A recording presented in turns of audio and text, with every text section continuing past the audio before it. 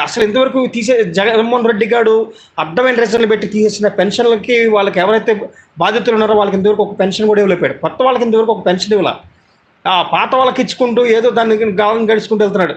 అంటే ఇక్కడ వాళ్ళు చేయలేక, చేతకాక, వాళ్ళ దోచుకోవడానికి ఏవైతే ఉంటాయో అన్ని చూసుకున్నారండి.